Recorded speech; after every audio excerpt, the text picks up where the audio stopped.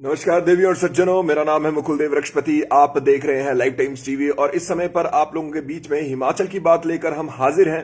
हिमाचल प्रदेश में क्या, कहां पर, कैसे हो रहा है, वो सब आप लोगों को इस बुलेटिन में बताएंगे और आप सब लोगों को जानकारी देंगे हिमाचल में चल रही सभी गतिविधियों के बारे में। तो हिमाचल की बात इस स्ट्रीम को जरूर शेयर कीजिए। सबसे पहले तो जितने भी आप सभी लोग हैं, आप सभी लोगों को हिमाचल प्रदेश के अग्रिम चैनल की ओर से, लाइव टाइम्स टीवी की ओर से महाशिवरात्रि की हार्दिक शुभकामनाएं। महाशिवरात्रि के इस पर्व पर भगवान महाशिव की आपके ऊपर कृपा सदा बनी रहे, सदा शिव की कृपा आप पर बनी रहे और आप लोग प्रसन्न, प्रफुल्लित, सफल रहें जो जो काम आप करते हैं उन सब में। और भगवान शिव का जयकारा एक बार जरूर लगाइएगा कमेंट में, हर हर महादेव अवश्य लिखेगा। और उसी के साथ हम आगे की ओर बढ़ने का यहाँ पर प्रयास करेंगे कि क्या क्या आज हमारे बीच में हिमाचल प्रदेश में हुआ है वो आपको बताएंगे।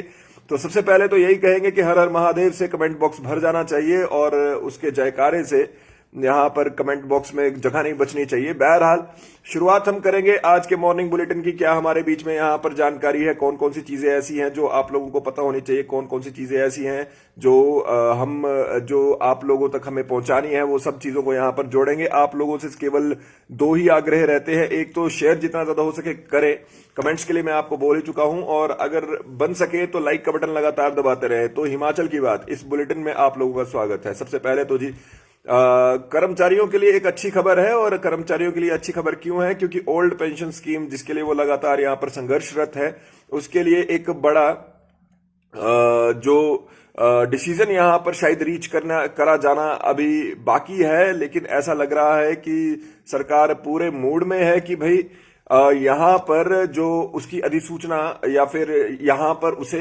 कर दिया जाए, ओपीएस लागू कर दिया जाए। दो कारण है। जिस तरह से यहाँ पर कांग्रेस ने सरकार को घेरा है, कांग्रेस ने कहा है कि हम तो जब आएंगे हम ओपीएस लागू करेंगे, यानी कि अगर हमें सत्ता मिलती है तो हम ओपीएस लागू कर देंगे। अब इसके बाद जो सत्ता पक्ष अभी है, जो काबिज है इलेक्शन से पहले तक जो है, उनके ऊपर ये एक तरह से प्रेशर आ गया है कि उन्हें भी ये करना ही पड़ेगा। और वो यहाँ पर साफ सी दिखती हुई सी बात रहती है। सबको हर हर महादेव है। जय जी, बिट्टू जी, कहर सिंह जी, सबको हर हर महादेव है और ऐसे ही हर हर महादेव का जयकारा लगता रहना चाहिए। तो जैसे कि हम आपको बता रहे हैं कि हिमाचल प्रदेश में यहाँ पर जो ओल्ड पेंशन स्कीम है उसके लिए मंथन करना अब शुरू कर दिया जा चुका है कि भाई लोगों को ओपीएस यहाँ पर दे दिया जाए और कैबिनेट में यहाँ पर इसकी जो घोषणा है वो करी जा सकती है। आप लोगों को ये बता दें। अंजू जी गुड मॉर्निंग है, आप सबको शुभकामनाएं जी, शुभकामनाएं सबको। स्ट्रीम जरूर शेयर कीजिए, लाइक का बटन लगातार दबाते रहे। तो 4 मार्च को अपने कार्यकाल का अंतिम बजट यहां पर इस कार्यकाल का जयराम ठाकुर जी पेश करने वाले हैं और उसके दौरान ही यहां पर एक पुरानी पेंशन बहाली को लेकर यहां पर अब सुगबुगाहट जारी हो चुकी है। और यहां पर क्या है कि सुबह 10:30 बजे बैठक हुई पिछले कल, जो दोपहर बाद तक चली और चालू वित्त वर्ष में हिमाचल प्रदेश के बजट को 50,192 करोड़ रुपए इस बारी रखा गया है। और इस बार जो हुआ था चालू वित्त वर्ष है, जो इस बारी का बजट है वो यहाँ पर 55,000 करोड़ रुपए तक हो सकता है। उसमें बहुत सी चीजें हैं, जैसे नया वेतनमान वगैरह दे रहे हैं, लेकिन उसी के साथ अब ओपीएस पर भी बहाली पर यहाँ पर बात करी जा रही है। क्योंकि कारण है कि जैसे जैसे मैंने आपको पहले बोला, विपक्ष ने पहले ही कह दिया कि हम आएंगे तो हम ओपीएस बहाल करेंगे, चाहे वो विपक्ष के नेता हों, नेता प्रतिपक्ष अग्निहोत्री हों या फिर युवा नेता विक्रमादित्य हों। सबने यहां पर यह अवश्य कहा है कि कांग्रेस आएगी तो वो ओपीएस भी लेकर आएगी। तो जो ओपीएस अगर वो लेकर आएगी तो यहां पर जो सत्ता पक्ष है उस पर प्रेशर ये पड़ चुका है कि अगर वो ओपीएस यहां पर लागू नहीं करते तो जो ओपीएस वाले लोग हैं, जो कर्मचारी लोग हैं, वो यहां पर वापस जो कांग्रेस है उसकी ओर यहां पर बढ़ने की यहां पर बात करेंगे। और उसकी वजह से ऐसा हो सकता है कि कल को ये जब उनकी ओर को जाने की अगर बात करें तो यहां पर ये समस्या ऑब्वियसली जिस तरफ को कहा जाता है कि जहां पर एम्प्लॉय जाता है वहां पर ही प्रदेश की सरकार वहीं उसी पार्टी की बनती है। और एम्प्लॉय हो सकता है कि उनका रुझान यहाँ पर कांग्रेस की तरफ को बढ़े अगर वर्तमान सरकार ये नहीं करती है। तो वर्तमान सरकार भी अब यहाँ पर विकल्प ढूंढ रही है कि किस तरह से यहाँ पर ओपीएस लागू किया जा सकता है प्रदेश में, और उसके लिए ही वो यहां पर प्रयासरत है। उस पर बातचीत यहां पर हो रही है। तो ओपीएस के लिए बड़ी राहत यहां पर सरकार द्वारा दी जा सकती है, ऐसा लग रहा है। और देखते हैं कि कितने समय में ये होता है, क्या होता है, ये अभी कुछ समय में ही पता चल जाएगा। क्योंकि देखिए, जैसे जयराम ठाकुर जी ने जब यहां पर हमारे हिमाचल दिवस भी था, पूर्ण राज्यत्व दिवस भी था, उस दिन भी यहां पर यह बात हुई थी कि जब हम लोग यहाँ पर पहुंचे, जब हम लोग वहां गए थे तो हमें ये तो पता था कि एक दो घोषणाएं होंगी, पुलिस पे बैंड पर बात हो सकती है, लेकिन उसी के साथ बिजली की 200 यूनिट, क्षमा चाहेंगे 100 यूनिट, जो उसका बिजली के जो नए यूनिट और नए दर है उन्होंने वहां पर वो बताए और वो लागू कर दिए, और बाकी सारी चीजें यहाँ पर की जो लोगों को जिसकी ज्यादा उम्मीद नहीं थी। और इसी के बाद यहाँ पर ये हो गया है कि अब जो बजट सत्र है उस पर भी लोगों को बहुत उम्मीदें हैं कि भाई क्या पता कोई सरप्राइज यहाँ पर प्रदेश सरकार की तरफ से दिया जाए, और अगर प्रदेश सरकार ऐसा करती है तो जैसे कि जिसे बोलते हैं मास्टर स्ट्रोक, तो अंत तक कुछ नहीं कहते हैं, कैप्टन काम जैसे हमारे होते थे, कैप्टन कूल महेंद्र सिंह धोनी वैसे रहते हैं, और लास्ट में एकदम से आकर कुछ ऐसा बड़ा कर जाते हैं कि सब लोग फिर उनके मुरीद हो जाते हैं। तो क्या पता इस बार भी ऐसा कुछ हो। हालांकि ये जरूर देखना पड़ेगा यहाँ पर क्या इस तरह का ये अलाउ किया भी जाएगा, अगर हमारा बजट ये अलाउ कर भी सकता है या नहीं। तो ओपीएस को लेकर, बहाली को लेकर यहाँ पर जो बातचीत है वो चल रही है। अब ये होती है नहीं होती है वो एक अलग मुद्दा है, लेकिन अभी बजट सत्र के लिए 2-3 दिन का समय है, मतलब जो बजट का भी भाषण है, तो कोई बड़ी बात नहीं होगी अगर मुख्यमंत्री कोई इस तरह की बड़ी घोषणा यहां पर कर दे। और लेकिन उससे पहले उसके लिए जितनी भी चीजें महत्वपूर्ण है वो सब यहां पर करने के लिए आवश्यकता अवश्य है, वो सब यहां पर सोचने की आवश्यकता अवश्य है, वो सब यहां पर समझने की आवश्यकता अवश्य है, और उसी के बाद कुछ आगे इस बारे में हो पाएगा। चलिए, ये तो रही हमारे बीच में जो ओपीएस की बात है। जैसे बाबूलाल जी यहाँ पर ओपीएस के, बाबूलाल जी स्ट्रीम में शेयर कर दिया कीजिए, इतने ज्यादा ओपीएस के लोग हैं, और आप सब लोगों के साथ यहाँ पर केवल उन 137 लोग इस समय पर जुड़े हो, 137 लोग इस समय पर जुड़े हुए हैं, तो कुछ बात जच नहीं रही है। बहरहाल आगे की ओर बढ़ते हैं और आप लोगों को ये भी बता देते हैं कि भाई अब बाकी सारी चीजों में और क्या क्या चीजें हो रही हैं। तो जो दलाई लामा जी का मंदिर है वो अब हमारे बीच में खुलने वाला है, काफी समय के बाद ये मंदिर खुल रहा है। इससे पहले जो कोविड काल के दौरान यहाँ पर ये मंदिर जो है वो उसके दौरान बंद कर दिया गया था, और 2 साल के बाद अब ये 3 मार्च से खुलने की यहाँ पर बात हुई है। हालांकि धर्मगुरु लोगों से नहीं मिलेंगे, और यहाँ पर अन्य जो बौद्ध मठ है उनको भी खोलने पर यहाँ पर बात चल रही है।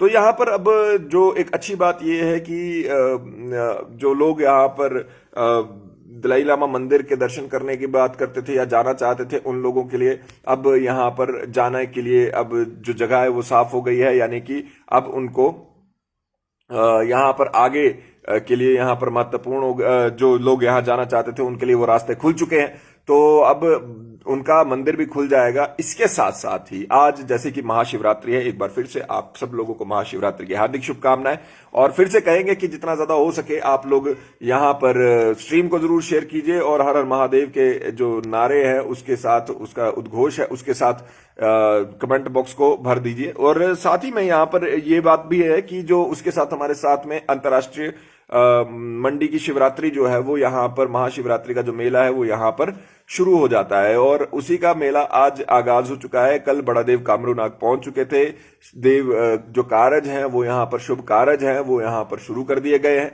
और इन्हीं शुभ कार्यों की बात यदि हम करें तो अभी वो चल रहा है वहां पर कि आज भी अभी थोड़ी देर पहले ही हमारे संवाददाता दोनों वहां पे जुड़े थे और आप लोगों को वहां से दिखा रहे थे जो वहां हवन यज्ञ चल रहा है, जहां पर लोग यहाँ पर पूर्णाहुति डाल रहे हैं। तो जो शुभ कार्य है वो वहां पर शुरू हो चुके हैं, और उम्मीद यही है कि इस बारी जो ये मेला है वो अच्छे से चल जाए। जैसे पिछली बारी हुआ था, इस मेले के बाद कोविड के केसेस एकदम से बढ़ गए थे, एक तरह से हमारे बीच में जो कोविड का जो ब्लास्ट है वो हुआ था, लेकिन इस बार उम्मीद है कि ऐसा नहीं होगा। ऑलमोस्ट सारी तरह की पाबंदियां जो हैं वो हटा दी गई हैं, और उम्मीद यही करते हैं कि आने वाले समय में ये जो है और ज्यादा बेहतर होगा हमारे सबके लिए, पूरी तरह से खत्म हो जाएगा कोविड। और बड़ा देव कामरूनाग यहाँ पर पहुंच चुके हैं, जैसे कि मैंने आपको बताया, बाकी लोग भी यहाँ पर धीरे धीरे पहुंच रहे, बाकी देवता भी यहाँ पर धीरे धीरे पहुंच रहे हैं। बात करें सूबे के बच्चों की जो यूक्रेन में फंसे हैं, मुख्यमंत्री जयराम ठाकुर जी ने बताया है कि 317 बच्चे अभी, विद्यार्थी जो है वहां पर अभी फंसे हुए हैं। काफी ज्यादा बच्चों को यहाँ पर लाया भी गया है, काफी ज्यादा ऐसी खबरें भी हमने आज अखबारों के माध्यम से, अगर मैं आपको बताऊं तो जैसे एक खबर है जहां पर फ्लाइट की टिकट बुक होने के बाद भी यूनिवर्सिटी ने बाहर निकलने की एक लड़की को इजाजत नहीं दी, और उसी के साथ साथ यहाँ पर एक लड़की जो यहाँ पर यूक्रेन से लौटी तो उनके पिता ने खुशी में पीएम और सीएम राहत कोष में 32,000 रुपए दिए हैं। अपनी बेटी अंकिता ठाकुर की उन्होंने आरती उतारी, और उसके साथ ही यहाँ पर जो पीएम राहत कोष है वहां 21,000 और सीएम राहत कोष को 11,000 रुपए उन्होंने भेंट किए हैं। 16 और विद्यार्थी यूक्रेन से हिमाचल प्रदेश के हालांकि पहुंचे, लेकिन बहुत से बच्चे अभी भी वहां पर हैं। कैसे यहां पर क्या किया जाना चाहिए, अपनी बात यहां पर आप जरूर रखा करें, कमेंट्स के माध्यम से जरूर यहां पर जुड़े। ये तो एक बात रही कि सरकार आने वाले समय में राहत देगी, लेकिन आपको दो चीजें यहां पर बता देते हैं। जो समझदार आदमी है वो ये ऑलरेडी समझ रहा होगा कि रशिया और यूक्रेन में जो ये लड़ाई हो रही है इसका सीधा सीधा असर महंगाई पर पड़ेगा, महंगाई आ सकती है, और कारण भी आपको बता देते हैं क्यों हो सकता है। इसे सुनिएगा ध्यान से, और अगर सही लगे तो लाइक जरूर कीजिएगा, स्ट्रीम को जरूर शेयर कीजिएगा। जो रशिया है उसमें बहुत ज्यादा तेल जो है वहां मिलता है, और तेल को वो बहुत ज्यादा जगह देते भी है, मतलब उसी के थ्रू उनकी इकॉनमी चलती रहती है। अब बात यह है कि वहां पर वॉर छिड़ी पड़ी है, और काफी ज्यादा जगहों पर मान लीजिए कि सैंक्शंस उन पे लगाए गए हैं, और जो सैंक्शन लगे हैं उसका मतलब सीधा सीधा सा ये रहता है कि जो रशिया का ये जो तेल है उस वजह से जो इधर उधर नहीं जा पाएगा, जिसको बेच के वो अपनी आर्थिकी चलाते थे, वो महंगी हो जाएगी, और उसकी पूर्ति करने के लिए और लोग अपने तेल के दाम को बढ़ा देंगे। और अगर तेल का दाम बढ़ता है तो उसका मतलब है कि हर चीज का दाम बढ़ जाएगा, ट्रांसपोर्टेशन के चार्जेस बढ़ जाएंगे। हालांकि ये इससे रिलेटेड है नहीं है, इस पर तो मैं कुछ नहीं कहूंगा, लेकिन जो खबर हमारे बीच में आई है वो यही है कि अब सूबे में रिफाइंड 20 और वनस्पति घी 30 रुपए महंगा हो चुका है। रिफाइंड 130 से 150 हो चुका है, और वनस्पति घी का दाम पहले 140 था, अब 170 रुपए प्रति किलो हो जाएगा। इसी के साथ वेर का पैकेट का दूध आज से 2 रुपए महंगा हो जाएगा, ये भी आप सुन लीजिए। आधा लीटर का दूध जो 27 के बजाय पहले जो 27 भी मिलता था, अब वो 29 रुपए का मिलेगा। और ये जो है ये क्यों है, कैसे है, ये धीरे धीरे बढ़ रहा है, और ऐसा भी काफी लोग मानते हैं कि तेल के जो दाम है वो भी एक बार फिर से यहां पर बढ़ सकते हैं। ये मैं नहीं कह रहा, ऐसा एक्सपर्ट्स मानते हैं, मुझे इसके बारे में इतनी जानकारी नहीं है, लेकिन फिर भी ये आप समझ जाइए कि ये मैं जो कह रहा हूं ये इसका कारण ये है कि बहुत से लोग जो है उन लोगों को यहां पर जो तेल की कीमतें हैं या फिर कुछ है वो सीधा सीधा निर्भर करता है इस चीज पर कि मार्केट क्या चल रही है। और मार्केट की यदि हम बात करें तो मार्केट इस समय पर बहुत ज्यादा फेवर में नहीं चल रही, क्योंकि जो युद्ध चल रहा है एक तो वो, और उसी के साथ साथ अभी इलेक्शंस चल रहे हैं, और इलेक्शंस के बाद ये सारी चीजें डिसीजन कई बार लिए जाते हैं। बहरहाल जो डॉक्टरों की लगातार बढ़ रही मांग थी कि उनका एनपीए है उसको अधिसूचित किया जाए, उनको एनपीए बढ़ाया जाए, तो अब सरकार ने उसकी अधिसूचना जारी कर दी है, जिसमें एमबीबीएस, आयुष और पशु चिकित्सकों का नॉन प्रैक्टिस अलाउंस जो एनपीए वो बढ़ा दिया गया है, और 2,18,600 से बढ़ाकर 2,24,100 रुपए कर दिया गया है। और सरकार ने इसकी अधिसूचना भी जारी कर दी है, और उसी के साथ साथ इन लोगों को जो ये डॉक्टर हड़ताल पे थे उन लोगों को इस चीज से उनकी एक तरह से मांगे ऑलमोस्ट सारी मान ली गई है, और अब ऐसा नहीं लगता कि वो हड़ताल जारी रहेगी। और हमारे बीच में जो बच्चे जो हम लोग हैं और जो आम नागरिक हैं जो इस सरकार और डॉक्टरों के इस बात में पिस रहे थे, उन लोगों को अब जो है एक तरह से यहाँ पर राहत की सांस उन सब लोगों को मिली होगी, क्योंकि जो इलाज है वो बहुत महत्वपूर्ण रहता है। कोई बीमार हो जाए और कुछ ऐसा हो जिसके लिए हाँ इमरजेंसी सर्विसेज इन्होंने जारी रखी थी, लेकिन फिर भी एक बात ये रहती है कि इमरजेंसी सर्विसेज एक तरफ है, यहाँ पर दूसरी बात रहती है कि भाई जो हमारे बीच में बच्चे लोग जो क्षमा चाहेंगे जो आम नागरिक हैं उन लोगों के लिए यहाँ पर काफी मुसीबत का सबब ये सारी बात बन जाती है। तो अभी अच्छी बात है कि उनकी मान भी ली गई है, एक बीच का रास्ता यहाँ पर मिल चुका है, और उसके बाद ये सीधा सीधा इसका मतलब यही है कि अब लोगों को यहाँ पर स्वास्थ्य सुविधाओं से वंचित नहीं रहना पड़ेगा, और उम्मीद यही है कि आने वाले समय में भी इस तरह की कोई बाधा हमारे बीच में नहीं आएगी। इसके साथ ही जो हमारे बीच में कर्मचारी हैं उनको वेतन वृद्धि के लिए अब जो समय दिया गया है वो 31 मार्च तक दिया गया है। 3 वेतन हमारे बीच में है, 2.25, 2.59 और उसके साथ 15% का विकल्प। ये तीनों में से चुनने के लिए अब इन लोगों को जो हमारे कर्मचारी वर्ग है उन लोगों को अब 31 मार्च का समय दिया गया है। 28 फरवरी तक ये पहले था, अब 1 महीना और बढ़ा दिया गया है, और इस बाबत निर्देश भी जारी कर दिए गए हैं। और इसी के साथ साथ जो यहाँ पर जो मैंने आपको पहले भी बताया है कि जो एक ये सुगबुगाहट भी है कि ओपीएस को लागू किया जाए, तो लागू किया कैसे जाए ये भी यहाँ पर चल रहा है। तो अब सारी चीजें इकट्ठे यहाँ पर चल रही हैं, उम्मीद करते हैं कुछ यहाँ पर होगा।